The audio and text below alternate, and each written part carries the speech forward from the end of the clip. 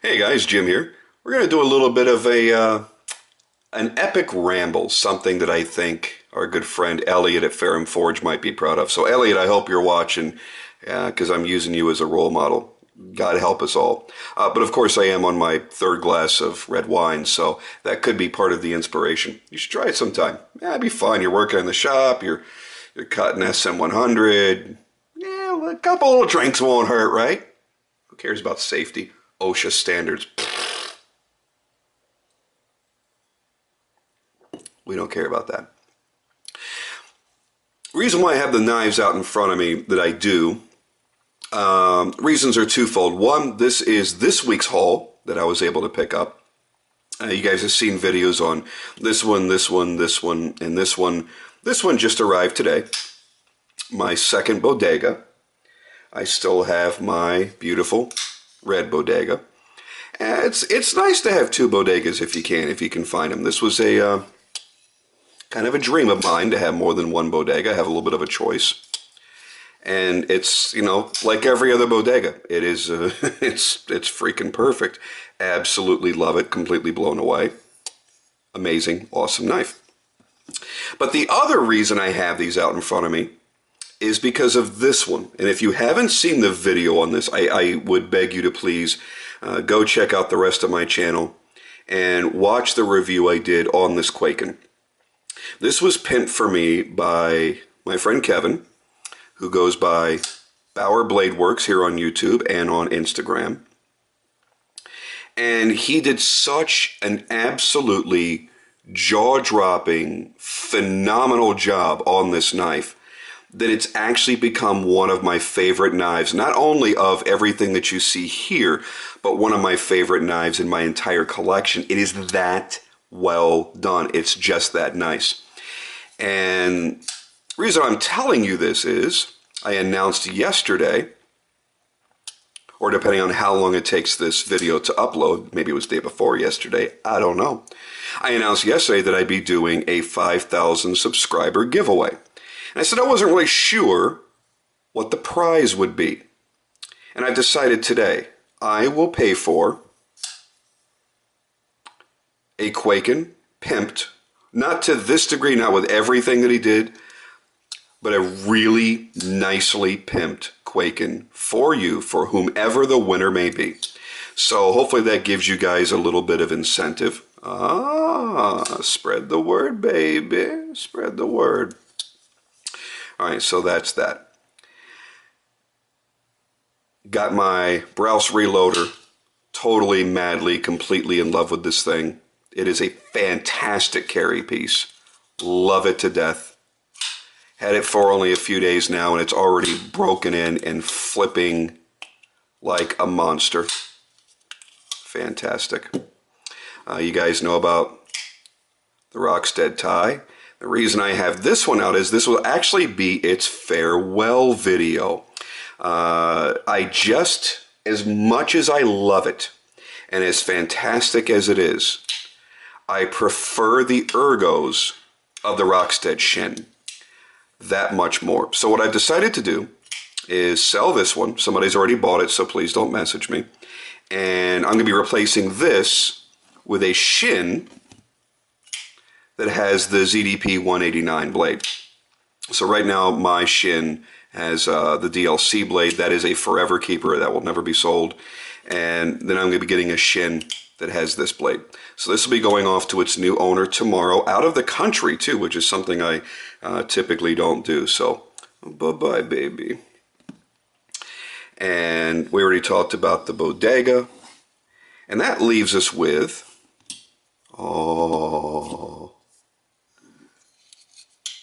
the tough Tanic. I am still almost speechless when it comes to this knife. Jeff Tough Thumbs did such an incredible job and created such a masterpiece here that I immediately told him, well, I didn't tell him, I asked him, I said, is there any way out of whatever it is that you have left after the golden 20 are served, or if one of the golden 20 may have dropped out, you have enough to make me a second one? He says, I got you covered. Now, I hadn't planned on letting the cat out of the bag here, but since Jeff already posted about it on Instagram, because he's a whore, a little bit of an Instagram whore. Not quite yet, not as bad as me. I'm the worst. Oh my God, I might upload 20 pictures a day on a good day. But he ended up getting as excited about this as me. And the initial conversation started was, I said, I want the most epic Tanic, period. I want the best Tanic that you make. And then I kind of coined the phrase Epictanic. So it is now being called the Epictanic. It will be the best Tanic of all the individual hand-built custom-made Tanics. So we started bouncing around some ideas. And I had gotten to the point, I said, you know what, I said, I'm just going to give you full creative license. When you close your eyes and think of the ultimate knife, the ultimate Tanic, whatever that may be, do it.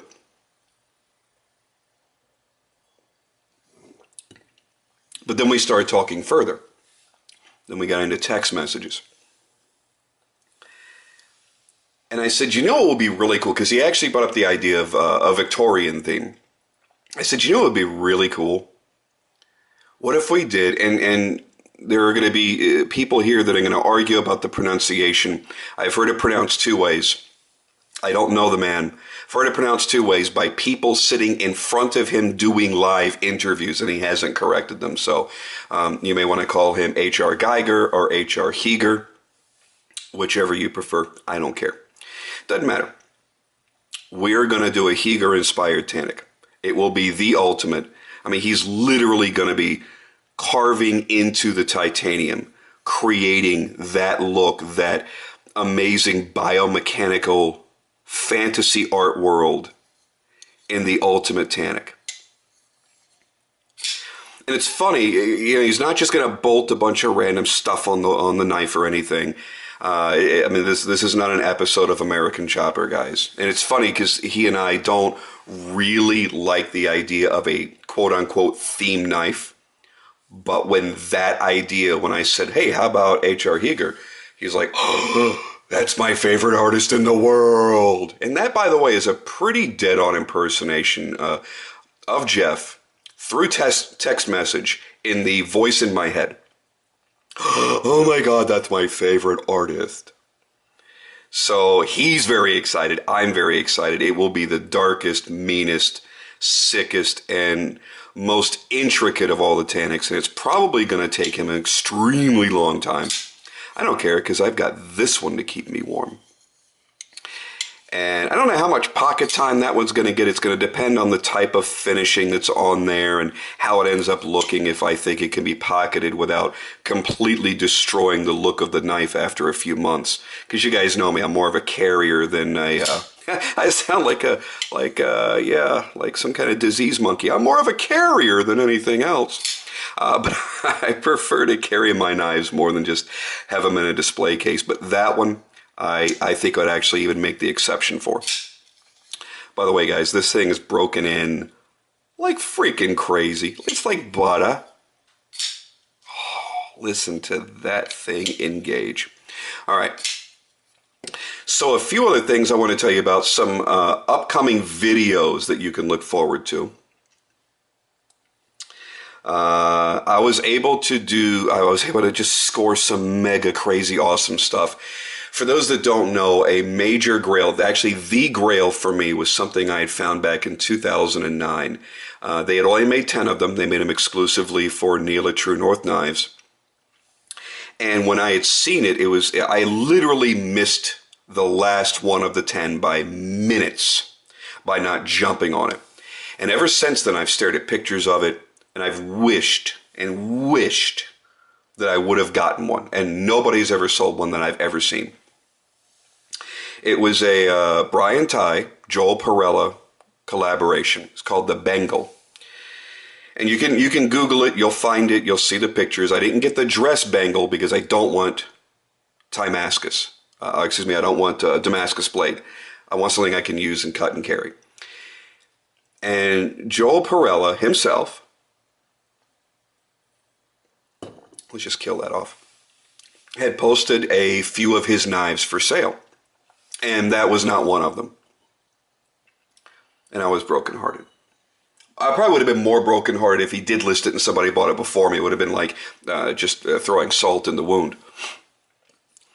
But I messaged him, and I said, hey, Joel, you don't know me from Adam, but my ultimate Grail knife was one you designed with Brian Ty, the Bengal.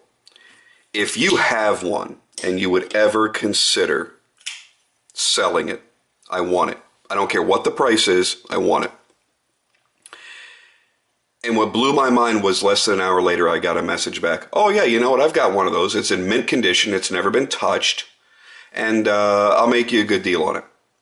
Like, my heart almost leapt out of my chest. I couldn't even believe it. To make it even better, Joel lives maybe 15 minutes from where I live. So we're actually going to be able to meet up. I mean, how cool is that? I get to meet him, buy the Grail knife that inspired me to first go into customs.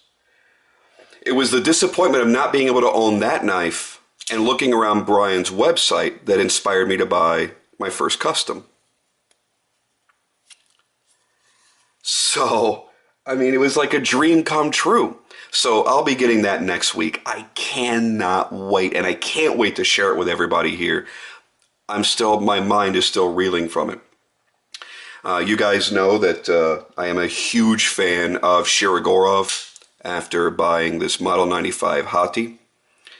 And I'm such a fan of it, and this is the style that has the original bushing system. I'm such a fan of it that I've been going nuts, banging my head against the wall trying to find more. And unfortunately, the only place I know that I could have gotten it, they haven't bothered to, in the past 3 weeks, upload a single one. I'm tired of waiting. I'm not going to wait anymore. So I was able to score a Model 95 full titanium. I don't want to say who it was in case he doesn't want to, get any recognition or anything. But I did score one of those, and that's going to be here day after tomorrow. Can't wait. So you'll be seeing a video on that one as well. I picked up a Microtech DOC, not the custom, but the standard, because I wanted something that I could really carry and I could really have fun with and really enjoy. And I was able to find the satin blade. I didn't want the stonewash. I didn't want the other one. I wanted the satin blade because it really showed off the compound grind in that incredible blade. I'm going to be having the pocket clip removed and entirely replaced with something different, because that's the one thing that everybody says they hate on that Microtech. They're like, everything about the knife is awesome and it flips crazy and it's super this, but the pocket clip comes up and it digs into your hand and it's the stupidest thing ever made. It's almost like Tony Marfione hates the world, and that's why he made that knife. So I'll be replacing that. My Hoback Quayback should be here in the next week or so. That has been a long on again, off again ordeal. I'm not going to go into the whole thing, but it is mine. I just have to wait to freaking get it because the guy decided to go on vacation for 2 weeks before shipping it. Yeah, go figure. I don't know why either. I'm still trying to wrap my mind around that. You guys know I've been chasing a Kirby Lambert for quite a long time. I finally got, and I was not going to substitute. It had to be an MGT. It had to be a multi-grind Tanto.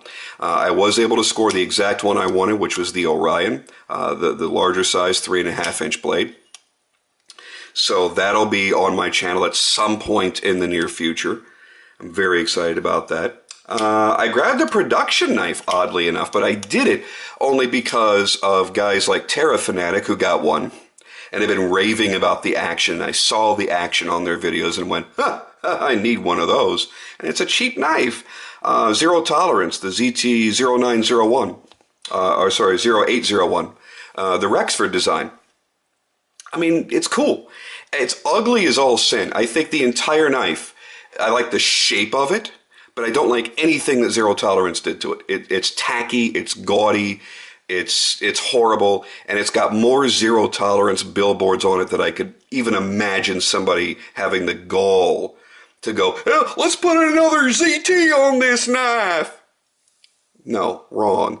So I'm sending that to Chris Martin, get it murdered, have the whole frame textured, make it look a lot better than the stupid machine pattern they put in there. We're going to eliminate all the freaking logos.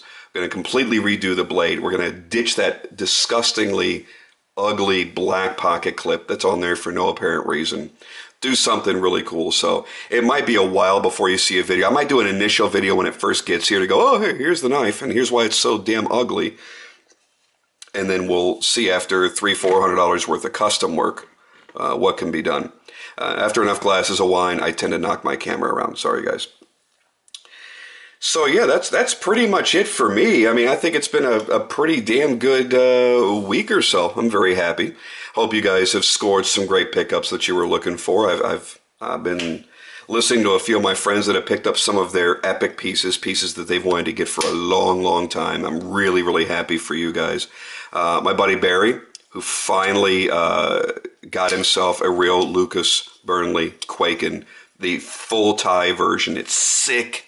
It's super awesome. I'm super jealous, but that's okay. I want to give a quick thank you to Elliot over at Fair and Forge. If you didn't watch his last video, I think it was called like Sunday Ramble or something like that. He was using the terrible GoPro camera, which pretty much made everybody nauseous because it's an extreme fisheye.